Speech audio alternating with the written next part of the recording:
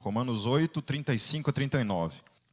Quem nos separará do amor de Cristo? Será a tribulação, ou angústia, ou perseguição, ou fome, ou nudez, ou perigo, ou espada? Como está escrito, por amor de ti, enfrentamos a morte todos os dias. Somos considerados como ovelhas destinadas ao matadouro. Mas em todas estas coisas, somos mais que vencedores por meio daquele que nos amou. Pois estou convencido de que nem morte nem vida, nem anjos nem demônios, nem o presente nem o futuro, nem quaisquer poderes, nem altura, nem profundidade, nem qualquer outra coisa na criação será capaz de nos separar do amor de Deus que está em Cristo Jesus, nosso Senhor. Vamos orar? Feche seus olhos. Senhor Jesus, Tua palavra é o fundamento, Senhor, da nossa fé. E o Teu amor é a razão pela qual nos movemos, existimos e existiremos para toda a eternidade, Senhor. Senhor, somente o Teu Espírito é capaz de tocar em nossos corações e falar ao nosso espírito, tocar na nossa mente, na nossa alma, Senhor, e trazer mudanças, Senhor, tão necessárias no nosso caráter, na nossa conduta, na nossa vida, na forma como nós lidamos com o nosso dia a dia, Senhor, o qual o Senhor conhece cada um que está aqui. Ninguém escapa dos Teus olhos. Nada está oculto diante do Senhor. Essa é a maravilha da Tua graça, que ela nos recebe, mesmo o Senhor conhecendo quem nós somos. Toda a miséria de quem somos, Senhor, a Tua graça nos alcança, nos aproxima, nos salva, nos liberta, nos aceita de modo incondicional. Eu quero Te louvar por estar aqui nessa igreja, nessa noite, Senhor. Depois de um momento de louvor tão maravilhoso, Senhor, em que a gente pode provar um pouco do gostinho do céu na terra. Obrigado, Deus, porque esse lugar tem sido isso, Senhor, para muita gente, Senhor. Um pedacinho do céu nessa terra. Nós cremos que se o céu for ainda melhor, Senhor, que cremos que será, não há dúvida, Senhor, que seremos eternamente jubilosos na Tua presença, Senhor, nesse louvor eterno na Tua presença. Por isso, fale conosco nessa noite mais uma vez. Em nome do Senhor Jesus que eu oro. Amém.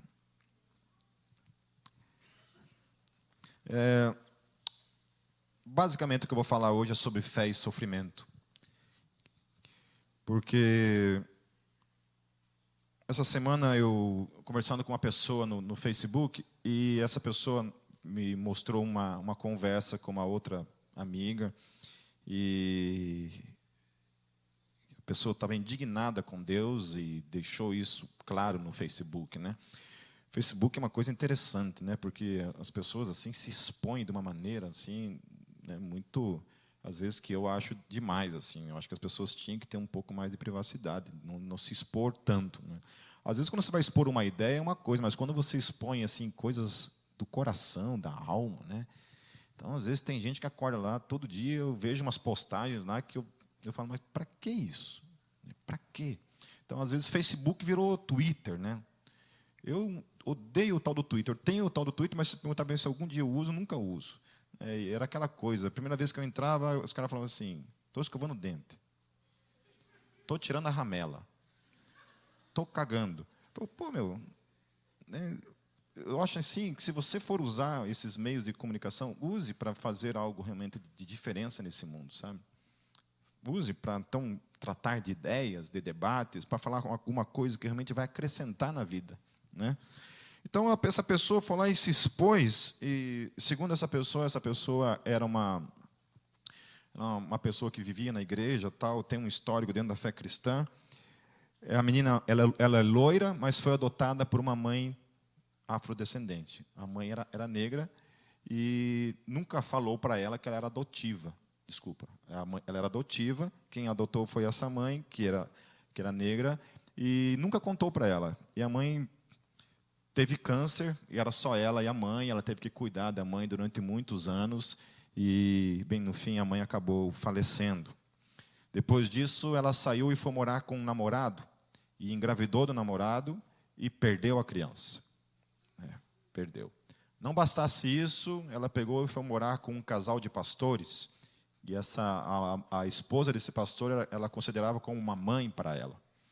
E para ajudar um pouco essa tragédia histórica dela, o pastor começou a dar em cima dela, a assediá-la sexualmente, e começou a atormentar a vida dela, até que ela teve que pegar e sair de casa, e hoje está aí no mundo, sabe Deus aonde, né?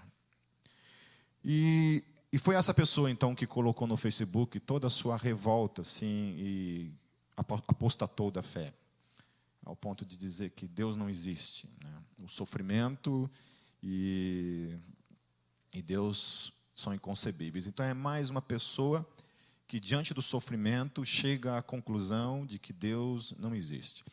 Então, assim, até é muito difícil para cada um de nós assim, olhar para uma tragédia dessa e exigir, às vezes, que a pessoa realmente permaneça e persevere na fé, né? Porque, digamos, tenha motivos para duvidar da existência de Deus quando você olha para o sofrimento, né?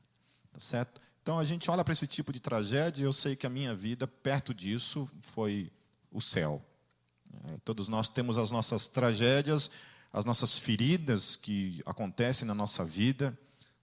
O índice de pessoas abusadas sexualmente quando criança é um índice muito altíssimo. É assustador o número de pessoas. Eu estava falando na classe de membresia, se eu não me engano, sobre isso, que depois que você vem para o ministério pastoral, que você começa a ter acesso a certos lugares na vida da pessoa, que são ocultos para a grande maioria, você vê a trágica realidade disso. Isso que nós estamos numa igreja que, graças a Deus, você encontra essa liberdade de se abrir e falar dessas coisas. Porque a gente sabe que muitas histórias que a gente vê por aí, de igrejas que não se é tratado, ninguém menciona, ninguém toca nesse assunto, porque não pode falar, né? As pessoas têm que vestir uma máscara e fingir que o mundo é perfeito, que a vida é perfeita, né? Que tudo é perfeito. E quando a gente se depara com essa realidade, a gente vê que não é, que o mundo é feio mesmo, e que a história das pessoas é uma história muitas vezes feia. É uma história cheia de tragédias, é uma história cheia de feridas, cheia de abandono pelos outros, o abandono de você para consigo mesmo. E aí a nossa vida vai virando essa tragédia. Então, olhando para essa menina, eu queria falar um pouco nessa noite sobre essa questão da fé e do sofrimento. Porque uma das coisas que é verdadeira é que o ateísmo, assim, geralmente, o crescimento do ateísmo ele se dá sobre duas formas no mundo todo. Primeira coisa, são países ricos, muito ricos. Então, por exemplo, como países como Suécia e países como Noruega, se eu não me engano é a Noruega, que são os dois países que têm um índice muito altíssimo de ateus, né, no mundo. E isso se deve, com certeza, à questão da riqueza, mas há outros países também que são muito ricos e que o índice da fé cristã é altíssimo. Então, nem sempre o fator de riqueza determina a questão do ateísmo. Mas é também verdade que quanto mais riquezas você tem, mais você aprende a não depender de Deus para as coisas. E ser uma pessoa materialista, apegada aos bens. E Deus, então, se torna, sei lá, alguma coisa que, diante de um desafio do Evangelho, por exemplo, quando chega e fala para aquela pessoa rica, fala assim, olha, vai e vende tudo o que você tem e dá aos pobres. Né? É difícil você ver um Francisco de Assis nos dias de hoje, que era uma pessoa muito rica, que pega e dá todos os seus bens aos pobres e vai viver no meio dos leprosos. Esse é um desafio, né? É um desafio. É um desafio. Nós hoje não temos um evangelho para os ricos. Nós temos um evangelho para os pobres. Vai pregar o evangelho para um rico para você ver. Você vai falar o quê para o camarada? Você só tem o inferno como proposta, mais nada. Olha, eu sei que a vida está difícil. Não, não está não. Sei que você está aí passando por essa... Apesar que a gente sabe muito bem que riqueza não traz felicidade. Amém? Eu sou pobre e sou extremamente feliz. Eu sou muito mais feliz que muita gente que tem por aí, que tem muito dinheiro. Eu posso garantir. Hoje eu estava na minha cama de tarde, abraçado com meu filho no meio, minha esposa do outro lado, a gente fazendo um sanduíche de amor dele, assim, ó. Beijando ele, a mãe beijava de lá, e eu de cá, e beijava, e só alegria. E eu olhava para eles dois e eu falava, eu sou muito feliz, extremamente feliz por isso. Amém? Qual o dinheiro no mundo que compra isso? Me fala. Nada pode comprar isso. O valor de você ter isso na sua vida é único. Ninguém pode dar isso por meio de... Ninguém pode comprar com dinheiro isso. Você não tem como comprar o amor pelo dinheiro. Você compra amigos. Não é verdade? Você compra amigos. Você compra um monte de coisa com dinheiro, menos o amor. Não tem jeito. Hoje eu vi um cara careca, barrigudo, com uma menina muito bonita na rua. Daí eu olhei assim e falei assim, o que você acha, Diogo? O Diogo falou assim, dinheiro. É a única explicação. Tem dinheiro na coisa ali, né? Pode ser que não, né? Às vezes o amor é cego. No meu caso, eu sou pobre. O que se explica da Kátia? Deus mandou, daí não tem jeito, né? Então, a gente vê assim que... Então, a primeira coisa é em países ricos e a outra coisa é por imposição por meio do comunismo, né? Que é aquilo que os países comunistas fazem. Uma lavagem cerebral sobre as pessoas, no sentido de extinguir a fé cristã ou qualquer tipo de religião que possa existir, né? E você impõe, então, o ateísmo. Então, você vê um número muito grande de ateus em países comunistas. Sempre se fala, algumas pessoas defendem que a maior religião no mundo hoje é o islamismo, né? E eu discordo 100% disso. Por quê? Porque o islamismo, a contagem se dá por nascimento e não por conversão. Toda criança árabe que nasce islâmica, já é contada como islâmica. Diferente da fé cristã, que todo o ser humano só é contado como cristão após o batismo. Então, se nós formos somar os bilhões de cristãos que tem hoje no mundo, espalhado nos 4 cantos da terra, e mais os filhos, tipo o Marcelo, por exemplo, já triplicou o número. Esse número, obviamente, vai triplicar, porque o bicho que gosta de fazer filho é crente, né? Amém? Glória a Deus por isso. Amém? Tá certo? Mas é isso. Então, se dá por isso, por meio disso. Agora, não é interessante que os lugares no mundo onde a fé cristã tem mais crescido e se destacado são nos países pobres. Em continentes como a África, que até bem pouco tempo atrás era um continente basicamente dominado pelo islamismo, e hoje tem sido o continente de maior número de crescimento da fé cristã.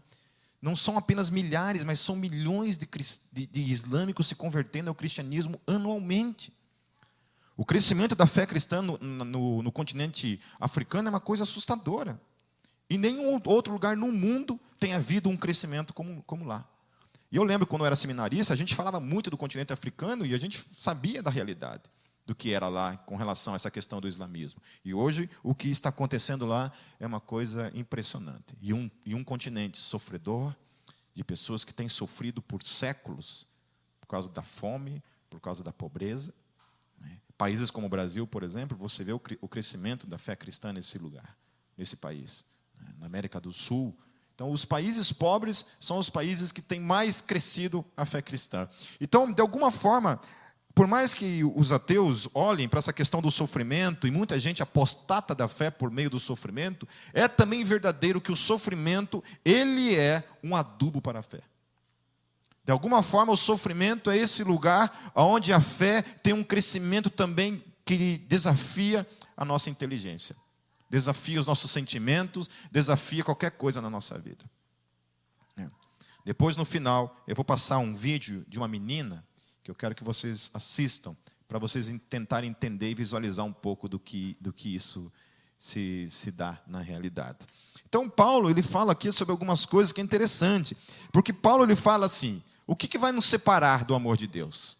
E ele coloca aqui, todas as coisas que ele coloca aqui dizem respeito ao sofrimento. Parece que Paulo, ele profetiza, assim como Jesus, que a fé cristã, ela vai crescer no meio do sofrimento. Que nunca houve uma promessa de fé que cresceria fora dessa realidade. Que toda a realidade que diz respeito a você amar a Deus e ser desafiado nesse amor para com a vida, diz respeito que tudo isso será encarnado no mundo de tribulação, angústia, perseguição, fome, nudez, perigo e espada. Eu postei essa semana que, segundo estatísticas, o século XX foi o século onde teve mais mártires cristãos do que toda a história reunida. Toda a história. Se nós pegarmos desde as arenas romanas, toda a perseguição que o cristianismo sofreu durante a história, você reunir todos os que morreram na história, o século XX foi o século que mais teve mártires durante a história do cristianismo. A gente não está vendo, mas está aí. Eu recebo toda semana, eu recebo vários informativos do Portas Abertas, que é uma missão que trabalha dentro, principalmente dos países não alcançados. E toda semana você recebe lá, morreu um ali, foi preso um ali, uma igreja foi queimada, e por aí vai. Lá na Índia, o Philip Yancey, no livro chamado Para que serve Deus?, ele fala uma história interessante de um pastor, um missionário que estava na Índia, e por causa de uma perseguição religiosa, ele e seus 2 filhos, com menos de 10 anos, são queimados vivos dentro de uma van. São mortos. E a esposa, ao invés de fugir do país, ela permanece, aqueles caras são presos, ela vai diante do Congresso e intercede pelo perdão, por aquilo que aqueles caras tinham feito. Ela perdoa aqueles homens, permanece ali, por causa do exemplo que ela deu de perdão, ela ainda permanece mais 5 anos ali, ajudando a construir um hospital lá na Índia. Essa semana eu também coloquei 1/5 da saúde pública, da saúde na Índia, melhor dizendo, são cristãos que estão trabalhando lá. E sabe quantos por cento de cristãos tem na Índia? 3%. 3% de cristãos na Índia estão fazendo uma diferença gigantesca naquele país. Aqui nesse país nós somos quase 90%, somando protestantes e católicos. E continuando, então, ela foi ali e ela recebeu, então, o segundo maior título do país de prêmio pela humanidade que estava sobre essa mulher. Amanhã eu posto direitinho lá para vocês no Facebook, daí vocês curtam lá. Curtam e compartilhem. Amém? Certo? Inclusive, leiam esse livro, Para que serve Deus, de Philip Yancey. É muito bom e todos deveriam ler. Amém? Então, essa fé que é revelada em meio ao sofrimento, aí, além de toda essa questão de perseguição, Paulo, ele fala assim que nisso tudo nós somos vencedores. Ou seja, que o cristão, ele tem que olhar para o seu sofrimento e entender que dentro disso ele é um vencedor. Quando a gente fala de vitória, a gente está falando do quê? De uma luta, de um jogo, de algo que você vai encarar e você consegue vencer no final das contas. Eu tenho uma medalha de 2º lugar de futebol no tempo da escola. Acho que eu já contei isso para vocês. Só tinha 2 times no torneio. Você acha que eu vou andar com uma medalha dessa no peito? O sentido de você, de cada um aqui ser um vencedor, é justamente nisso. É o fato de todos os dias eu querer morrer, querer desistir da vida. Eu conheço uma pessoa na minha família que esses tempos atrás, lá em Foz do Iguaçu, se segurou na grade da ponte da amizade para não se jogar lá de cima. Por que não se jogou? Só o Deus que eu creio que é soberano sobre todas as coisas pode responder. Eu não sei responder. Por que tem gente que se joga E por que tem gente que não se joga? A única coisa que eu sei é que não é ele. Tenho certeza absoluta que quem segurou naquela grade não foi ele, foi Deus que o segurou. Não, filho, agora não. Segura mais um pouco. Ainda não é o tempo. Eu tenho planos para a sua vida. Amém? Então você olha para dentro disso, Paulo, ele trata disso, então ele começa a falar assim, que ele está convencido de certas coisas na vida dele. Mais do que convencido. Para ele, assim, é uma coisa óbvia. Fala, eu estou convencido. Ninguém vai fazer eu mudar de ideia. Eu estou convencido que nada pode separar eu e você do amor de Deus em Cristo Jesus. Nada pode. Paulo está convencido disso. Amém? Paulo está convencido disso. Que quando vem algo sobre você, ele está convencido que nenhuma dessas coisas pode separar você do amor dele. Amém? Uma vez no show do Desertor eu falei, eternidade é coisa para macho. Amém? Bunda mole vai para o inferno. Eternidade é coisa para macho. É gente que encara a vida de frente, encara o sofrimento de frente, não esmorece, não desiste e vai em frente. Esse é o amor de Deus na nossa vida. Nos possibilita nessa batalha, nessa guerra. Ele fala assim, olha gente, nem morte, nem vida, nem anjos, nem demônios, nem o presente, nem o futuro. Eu gosto disso, nem o futuro. Que garantia é essa de que amanhã eu posso fazer uma escolha contrária a isso? Para Paulo não havia isso. Para Paulo havia a convicção de que aquele que está em Cristo jamais sairá dele. E que todo o apóstata nessa vida, todo aquele que naufraga na fé, que não resiste a esse mundo, nunca experimentou Jesus de verdade na sua vida. A minha teologia não é presbiteriana, não é calvinista. A minha teologia é baseada em Paulo. Se eu sou alguma coisa, eu sou paulista, então. Porque me faz entender uma coisa. Como que eu posso falar assim, eu nunca vou, nem o futuro pode me roubar de Jesus? Qual é a garantia que eu posso dar nisso? Pessoas que falam para mim, você não pode ter certeza da salvação. Como não posso? Paulo está falando que nem o futuro pode me roubar de Jesus, amém? Ou não? Ou eu vou discordar de Paulo? Claro, não concordo, Paulo. Eu acho que tem coisas que amanhã podem acontecer que me farão desistir. Não! Se eu estou em Cristo, não. Porque é isso que está falando. O seu amor de Jesus está aqui dentro de mim. O texto, a palavra, e é aqui, essa palavra que eu me prostro, reconheço e tomo para a minha vida como verdade absoluta para mim. E não vai ser nenhum teólogo, ninguém nesse mundo que vai roubar essa verdade da minha vida. De que nem o amanhã pode me roubar desse amor. De que eu estou garantido em Cristo Jesus para toda a eternidade. De que nada vai me separar desse amor. Amém? Amém? Que amém mais frouxo. Amém? A palavra está dizendo para mim e para você. Ei! Não se preocupe com amanhã, porque ninguém vai roubar você dele.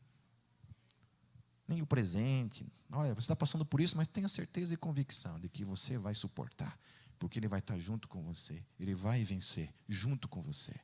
Amém? Amém? Paulo fala então, nem o presente, nem o futuro, nem anjos, nem demônios, por mais que a Neuza Etioca queira. Nem que a Neuza Etioca queira, não vai roubar. Não vai. Amém? Sabe o que a palavra, quando ela fala assim, quando Jesus fala assim, nem as portas do inferno poderão resistir? A gente usa isso para dizer, sabe o quê? A gente usa para dizer assim, eu vou lá no inferno saquear o inferno. Ninguém vai para o inferno primeiramente, tá? Esqueça isso. Você não vai para o inferno e saqueia ele. Se você for, você vai ficar lá. Pode ter certeza. Se um dia você estiver no Hades, se lascou. Ok? O texto está dizendo que nem a morte pode vencer, porque o Hades é isso. O Hades é isso. O Hades não pode resistir. O Hades não tem mais poder sobre você. O Evangelho é esse Evangelho que penetra na vida das pessoas e decreta em definitivo a vitória sobre a morte, a vitória sobre o inferno, a vitória sobre o Hades. Ninguém mais pode te roubar daquele que morreu por mim e por você naquela cruz. Ninguém mais. Amém? É a convicção de que o mundo está desabando, de que o mundo está ali do lado, está tudo pegando fogo, está tudo sendo destruído, mas eu estou garantido em Cristo Jesus. Todas as aulas que eu dei sobre escatologia no ano passado, as pregações sobre escatologia, se fundamentavam nisso, na certeza absoluta de que por mais que a igreja é perseguida, por mais que a igreja sofra as perseguições, as tribulações, o sofrimento, as mortes, as perseguições de toda forma, principalmente nesse século, a igreja nunca teve tanta perseguição como a gente tem sofrido hoje. Na mídia, de forma geral, ser crente é sinônimo do quê? De prostituta, de ladrão, de mentiroso. Não é isso? Nem o presente, nem o futuro, nem quaisquer poderes, Paulo está falando. Não há poder sobre essa realidade que a gente está aqui, que é capaz de roubar eu e você de Jesus. Amém? Não há. Nem altura, nem profundidade, nem qualquer outra coisa na criação será capaz de nos separar do amor de Deus que está em Cristo Jesus, nosso Senhor. Amém? Então, quem está em Cristo tem essa garantia. Quem não está, não tem o que fazer. Mas quem está em Cristo Jesus, é isso que é o poder do Evangelho. E aí, por isso que o ecumenismo, ele não compete dentro disso. Porque não é Buda que dá essa garantia, não é Krishna, não é Gandhi, não é Maomé, não é Allan Kardec, não é Maria, não é Paulo, não é Pedro, não é eu.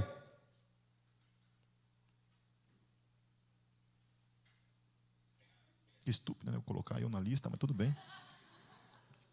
Não é nenhum desses. É Jesus. Amém? Ele que faz. Quem está nele tem força para suportar tudo isso. Quem não está,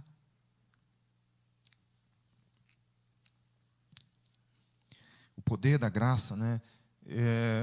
Há uns 2 anos atrás, o Celso e a Regina perderam a filhinha, Sarinha, e eu estive no velório lá, e velório sempre é uma situação muito desconfortável para qualquer pessoa, né? E quando é de uma criança, então, a coisa é muito pior. Coisa de 3 semanas, eu estive num outro, de uma menininha de 10 meses, que infelizmente pegou meningite bacteriana e foi fatal, não teve jeito, né?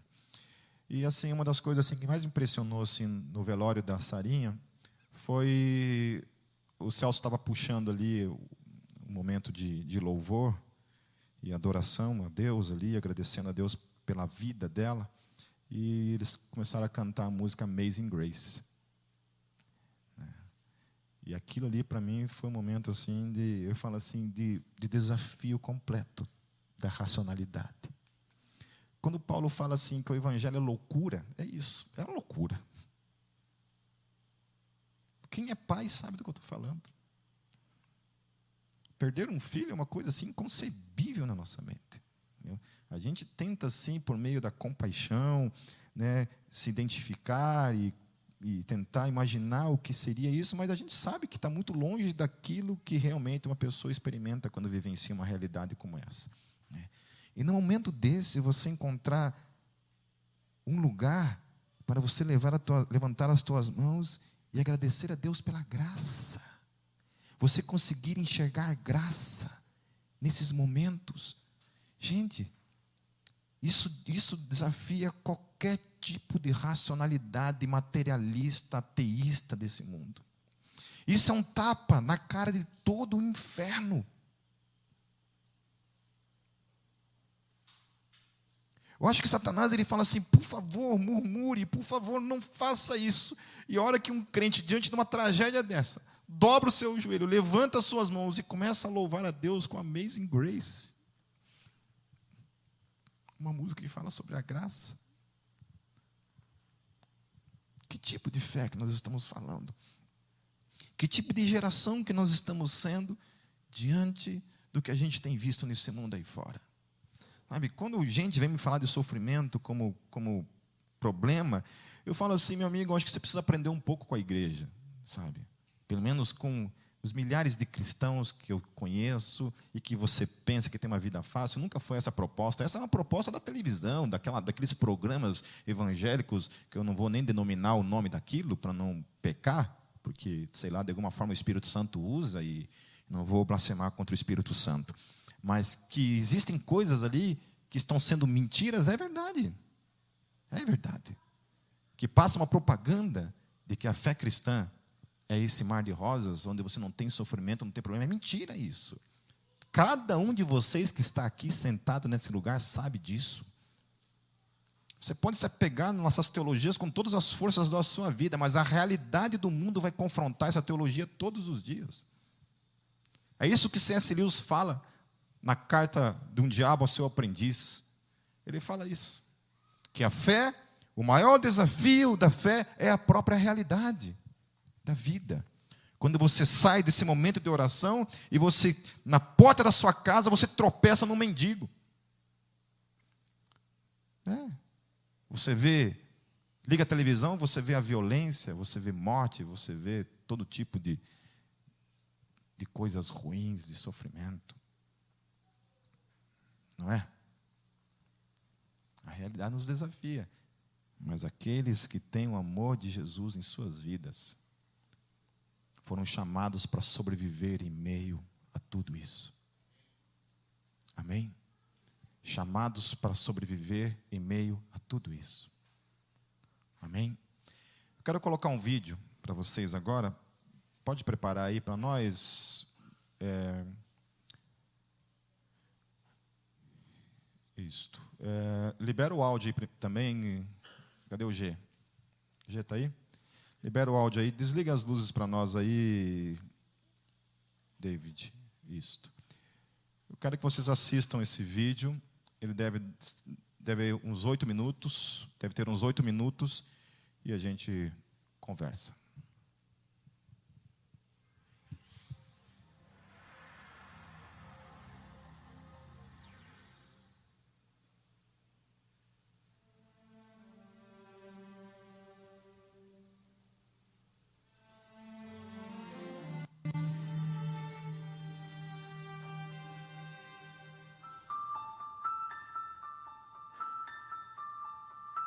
Os olhinhos atentos e o sorriso tímido escondem a dor.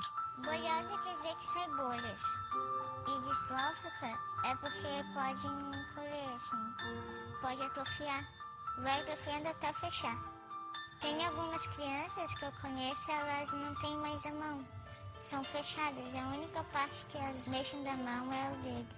Incomoda um pouco a dor, porque daí sinto muita dor, assim, quando eu bato, quando eu corro, até para tomar banho dói. No dia a dia é difícil.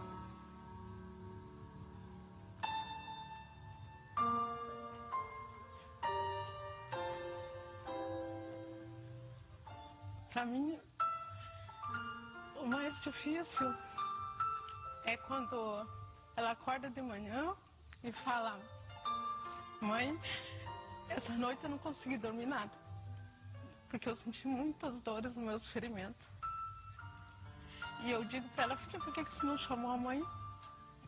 Ela disse: eu não te chamei porque eu sei que eu posso descansar durante o dia, quando me der sono, quando eu não aguento mais eu durmo.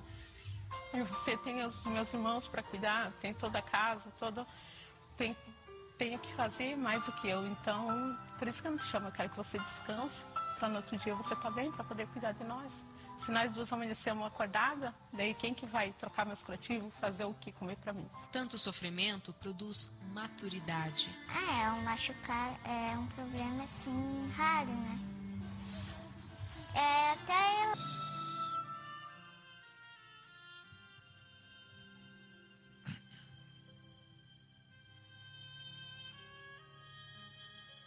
Pode mutar aí, gente.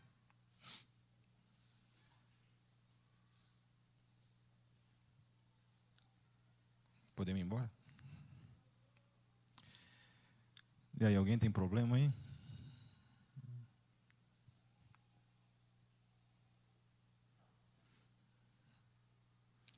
Eu acho que olhar assim, principalmente a parte em que ela fala assim, acho que Se Deus me deu isso, é porque eu posso suportar. Né? Se Deus me deu isso, eu acho que eu posso suportar. Queria deixar esse vídeo como reflexão para vocês e terminar lendo um texto de 1 Tessalonicenses 5:18. Apenas o versículo 18, que diz assim: em tudo dai graças. Em tudo dai graças, porque esta é a vontade de Deus em Cristo Jesus para convosco. Amém? Em tudo dai graças, porque esta é a vontade de Deus em Cristo Jesus para convosco. Senhor Jesus,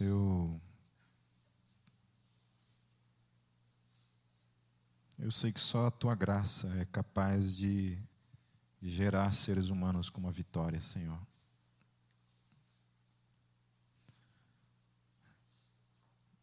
A gente sabe que Tua palavra diz que não virá sobre cada um de nós algo maior do que a gente possa suportar. Se nós não estamos suportando, Senhor, não significa que a gente não possa, mas é porque a gente é uma geração de frouxos, Pai. Uma geração que não tem realmente entendido a graça que temos recebido, Senhor, para lutar, para permanecer crendo, por mais que a vida seja o que nós temos vivido no nosso dia a dia, Senhor. A grande verdade é que nossa vida é uma bênção, apesar dessas picuinhas do dia a dia, Senhor. Nos ajude, Senhor, por meio de um testemunho desse, Senhor, a mudar, Senhor, a começar a ser grato por tudo mesmo, Senhor, no dia a dia. Acordar todo dia com um gosto de vida na boca, Senhor. Viver um dia de gratidão, de louvor e adoração ao Teu nome, Senhor. Dormir com um gosto de vida na boca, Senhor. E ser grato por todas as coisas. Mesmo por coisas que talvez não nos agradem, Senhor. Por coisas que talvez, Senhor Jesus, nos desafiem além das nossas próprias forças, Senhor.